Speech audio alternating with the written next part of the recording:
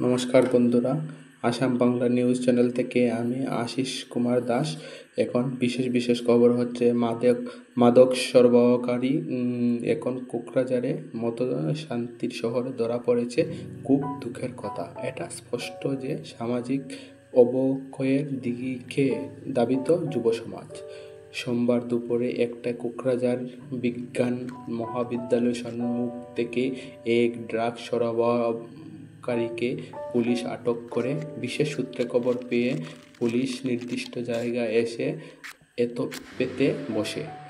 সেই সূত্রে দেওয়া নির্দেশ অনুযায়ী বাহারুল পারামানিক নামের এক যুব ড্রাগস সরবরাহকারীকে পাকড়াও করে কোকরাঝার সদর থানার ভারপ্রাপ্ত আধিকারিক।